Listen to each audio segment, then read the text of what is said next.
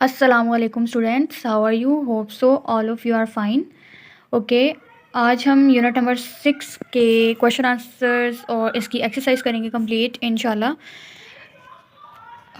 It's first exercise question is how do atoms of metallic elements exist. Metallic elements होते हैं वो किस तरह एग्जिस्ट करते हैं. Metallic atoms are positively charged particles and their electrons are spread one on larger area than taken by a single atom.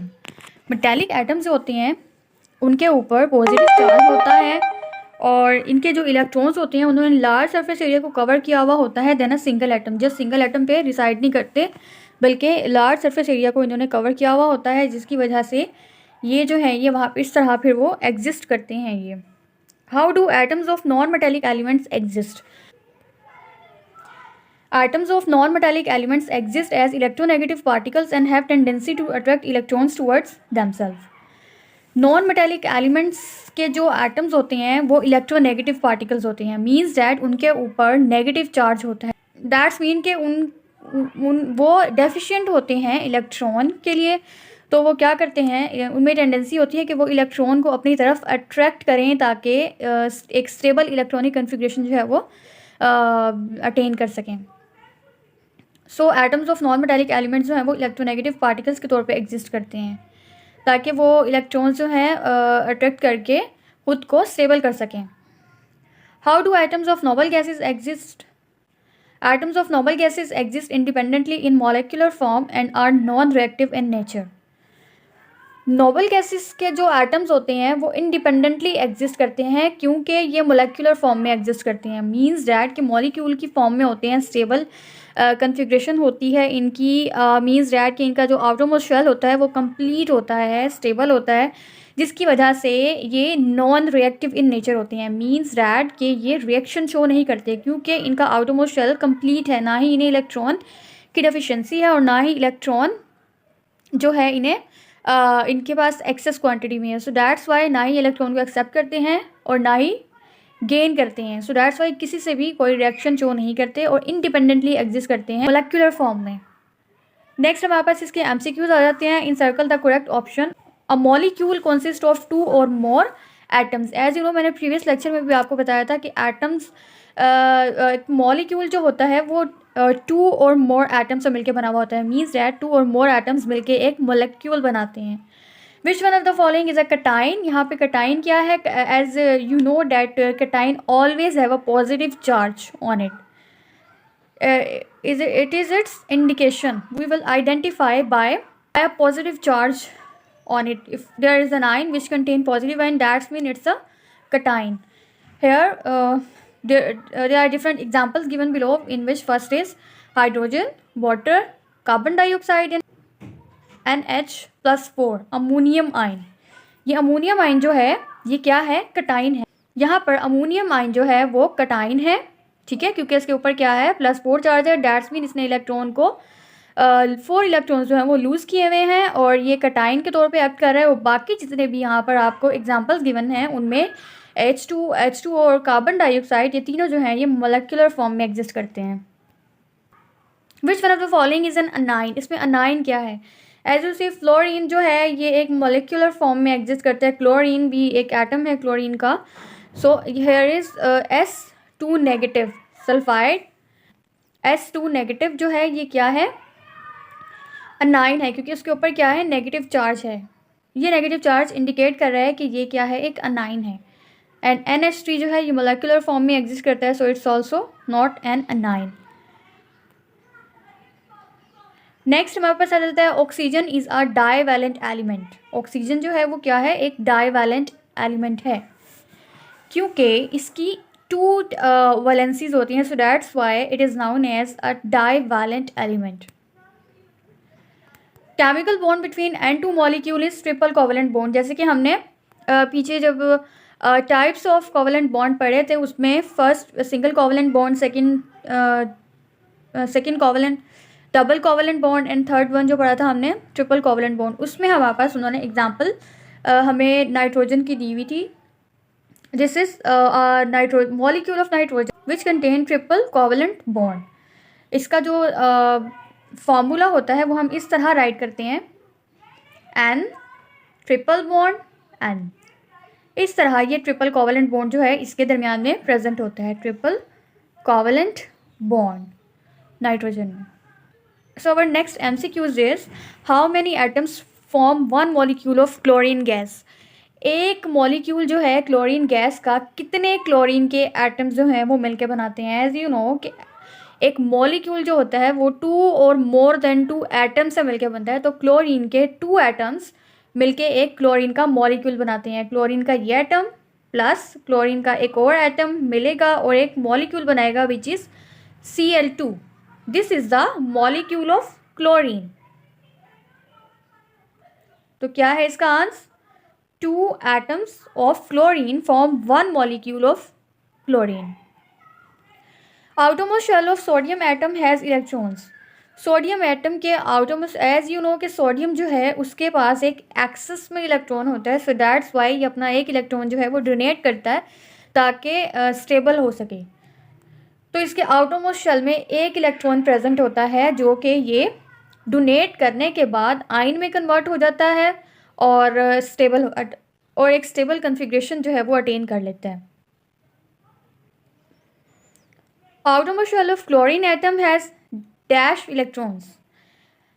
Chlorine atom के outermost shell में 7 electrons होते हैं, ठीक है, और ये क्या करता है, ये 1 इलेक्ट्रॉन गेन करता है, 1 इलेक्ट्रॉन गेन करता है ताकि अपने आउटरमोस्ट शेल को कंप्लीट कर सके और स्टेबल हो सके।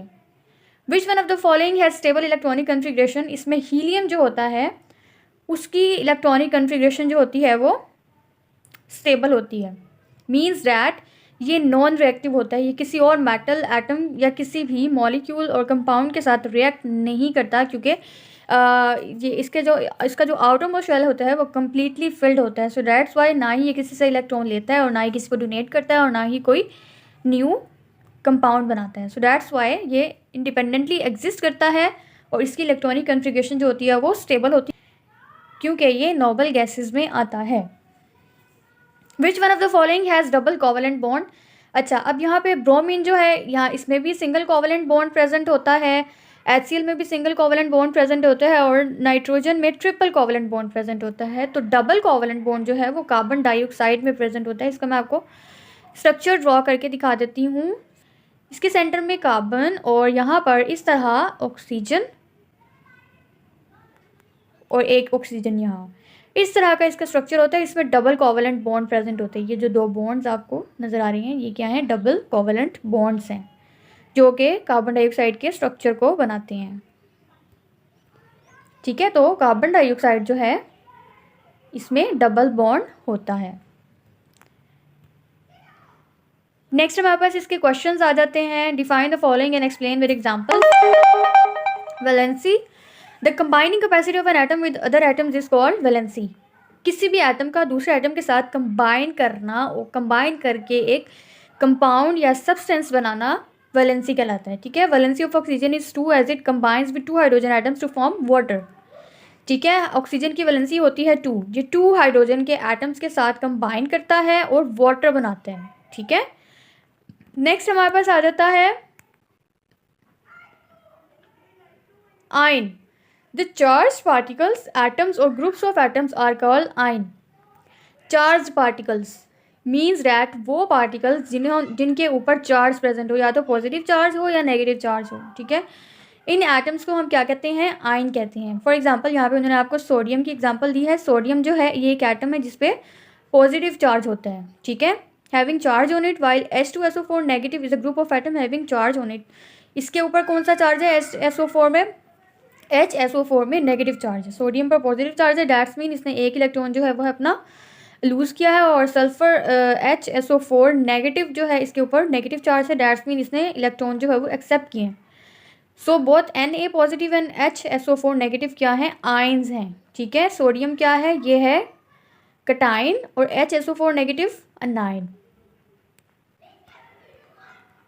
Formula, a symbolic representation of elements of compound is called formula. Elements of compound को हम सिंबॉलिकली जो रिप्रेजेंट करते हैं वो उसका फार्मूला कहलाता है। फॉर एग्जांपल ऑक्सीजन जो है, ऑक्सीजन को हम रिप्रेजेंट करते हैं O से, ठीक है, और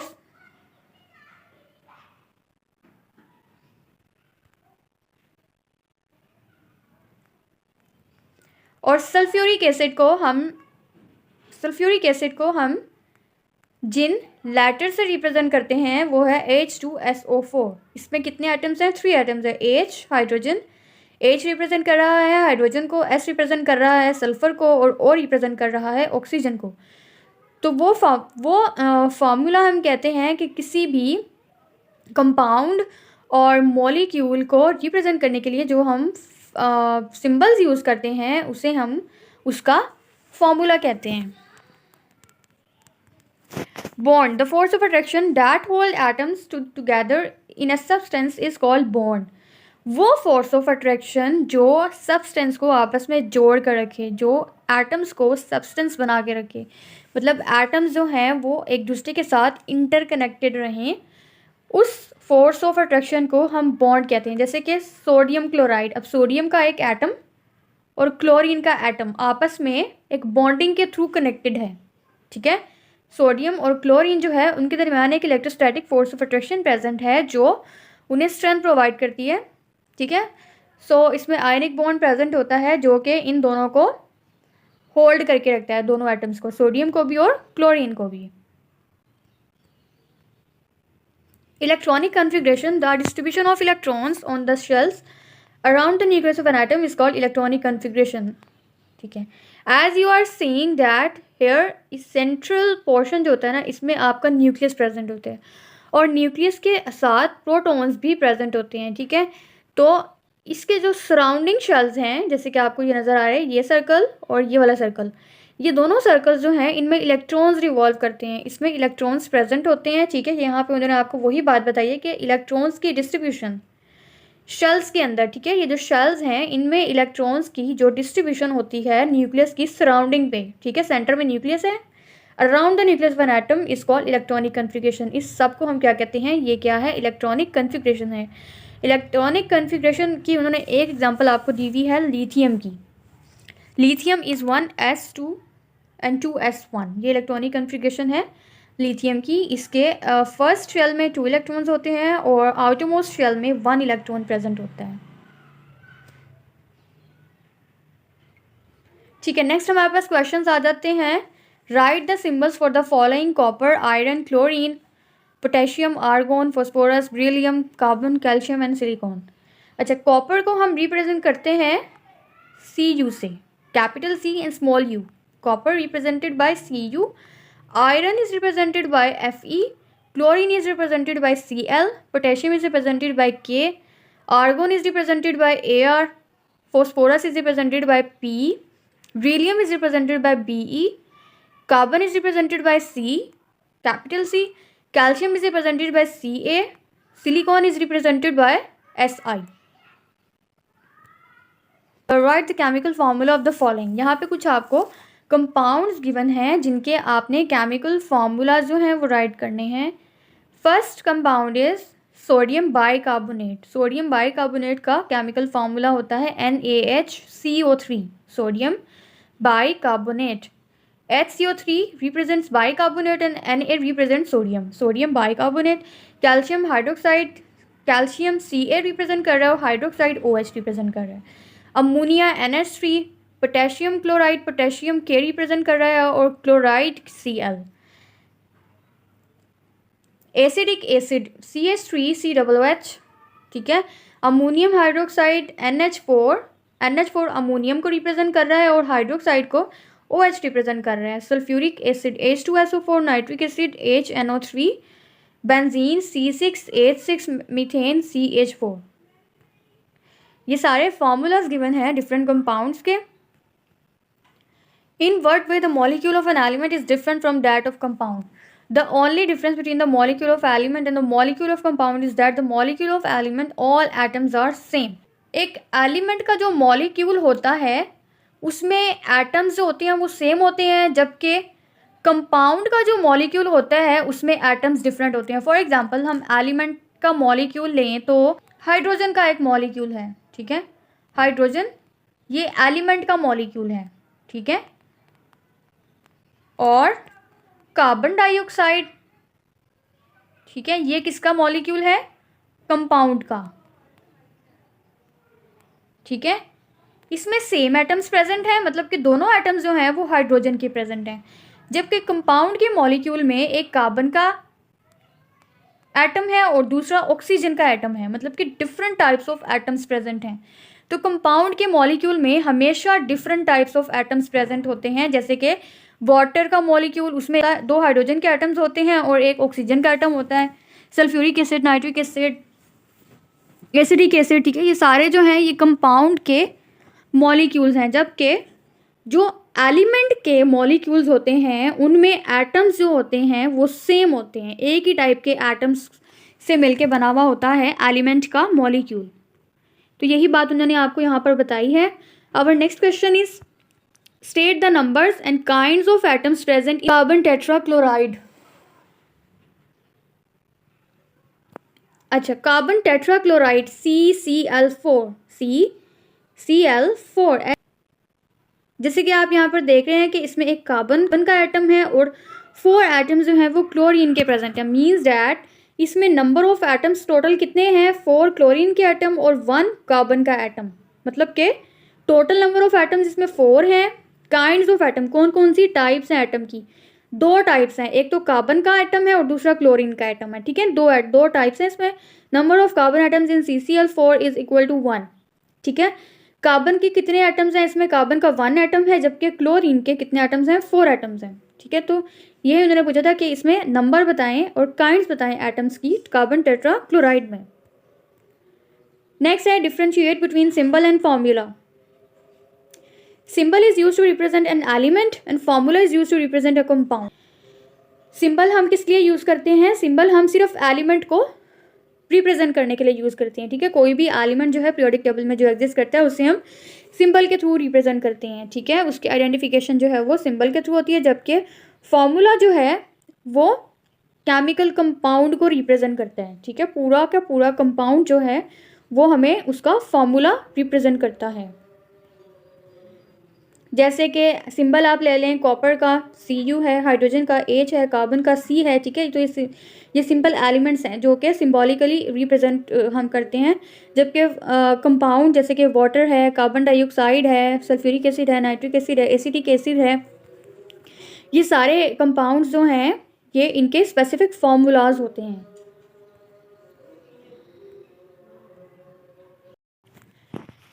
ठीक है, नेक्स्ट क्वेश्चन हमारे पास आ जाता है positive ion and negative ion में डिफरेंस।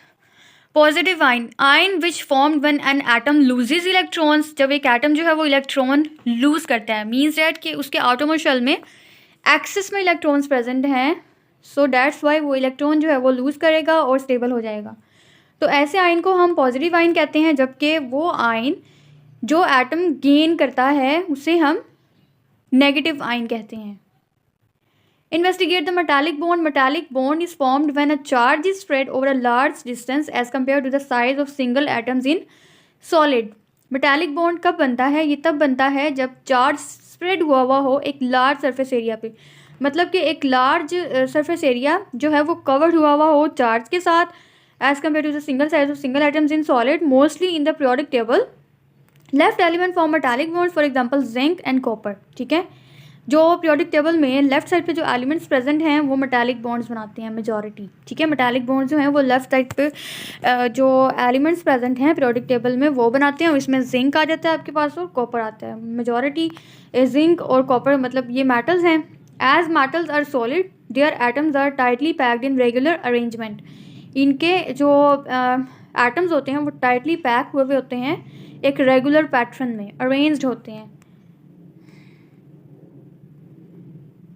ठीक है। एक आप लोगों की 2 एक्टिविटीज़ हैं इस चैप्टर में। First one is activity 6.1, right C against the correct and I against the incorrect statement in the middle column. Also correct the incorrect statement and right it in next column.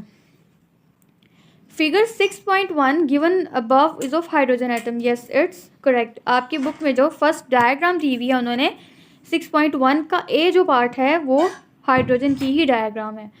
Next जो है वो है 6.1b, given above the outermost shell is completely full with electrons the outermost shell is not completely filled with the electrons because उसमें जो है जो एक atom को स्टेबल होने के लिए जो इलेक्ट्रॉन्स रिक्वायर होते हैं उतने उसमें नहीं प्रेजेंट, सो दैट्स वाई उसका आउटरमोस्ट शेल जो है वो कम्प्लीटली फिल्ड नहीं है। सो ये इनकरेक्ट स्टेटमेंट है आपकी बी वाली। 6.1c given the above the outermost shell is completely filled with electron. ठीक है, ये करेक्ट स्टेटमेंट है आपकी। और particle shown in figure 6.1 above can not exist independently. The particle shown in figure above can exist independent. Particle जो है वो आपको इस फिगर में जो दिखाया गया वो इंडिपेंडेंटली एग्जिस्ट करता है। नेक्स्ट आपके पास एक्टिविटी 6.2 है। Right the chemical formula of different compounds using oppositely charge ions given below in the table. Right the name of compound an example is shown positive and negative radicals. यहाँ पे उन्होंने आपको कुछ positive और negative radicals दिए हुए हैं, अनाइंस और कटाइंस गिवन है। आपने अनाइंस को कटाइंस के साथ कंबाइन करके एक कंपाउंड बनाना है। जैसे कि ये कॉलम्स में आपके पास अनाइंस हैं, ठीक है, ये सारे अनाइंस हैं। और यहाँ नीचे जो है रोज़ में आपके पास सारे कटाइंस हैं। तो हम सबसे पहले देखते हैं। अच्छा, आपका फर्स्ट कॉलम जो है ये क्लोराइड आयन का है। ठीक है, हम पहले क्लोरीन का देख लेते हैं। क्लोराइड आयन, सोडियम और क्लोराइड आयन मिलके NaCl बनाता है। ठीक है, NaCl। पोटेशियम और क्लोराइड मिलके पोटेशियम क्लोराइड बनाता है। ठीक है, इसी तरह NH4 पॉजिटिव अमोनियम आयन जो है ये क्लोराइड के आयन के साथ मिलके अमोनियम क्लोराइड बनाएगा। ठीक है, कैल्शियम आयन जो है ये क्लोराइड के साथ मिलके कैल्शियम क्लोराइड बनाएगा। इसी तरह मैग्नीशियम आयन जो है वो क्लोराइड आयन के साथ मिलकर मैग्नीशियम क्लोराइड बनाता है। और जिंक आयन जो है वो जिंक क्लोराइड के साथ मिलकर जिंक क्लोराइड बनाता है। Iron chloride ion, ferrous chloride, aluminium chloride, chromium chloride बनेगा। ठीक है, इसी तरह आपके पास ये सारे डिफरेंट कंपाउंड जो हैं वो बनते हैं। कैल्शियम जो है वो मिलेगा ऑक्सीजन के साथ और कैल्शियम ऑक्साइड बनेगा। सोडियम ऑक्सीजन के साथ कंबाइन करके सोडियम ऑक्साइड बनाता है। पोटेशियम ऑक्सीजन के साथ रिएक्ट करके पोटेशियम ऑक्साइड बनाता है। अमोनिया आयन ऑक्सीजन के साथ अमोनियम ऑक्साइड बनाता है। यहाँ पे उन्होंने मिस्टेक की हुई है, अमोनियम ऑक्साइड बनेगा यहाँ पर। कैल्शियम ऑक्साइड मैग्नीशियम ऑक्साइड के ऑक्साइड आयन के ऑक्सीजन के साथ मिलकर मैग्नीशियम ऑक्साइड बनाता है। जिंक ऑक्साइड बनेगा, iron oxide, aluminium oxide, chromium oxide. इसी तरह आपके पास जो कंपाउंड बनेगा सोडियम और NO3 से, वो सोडियम नाइट्रेट बनेगा, पोटेशियम नाइट्रेट बनेगा, अमोनियम नाइट्रेट बनेगा, calcium nitrate, magnesium nitrate, zinc nitrate, ferrous nitrate, aluminium nitrate, chromium nitrate. ठीक है, इसी तरह आपके पास जो बाकी सल्फेट आयन के साथ मिलके जो कटाइंस मिलेंगे तो आपके पास सल्फेट, सोडियम सल्फेट बनता है, पोटेशियम सल्फेट बनता है, ammonium sulphate, calcium sulphate, magnesium sulphate, zinc sulphate, ferrous sulphate, aluminium sulphate, chromium sulphate. ठीक है, इसी तरह यहाँ पर कुछ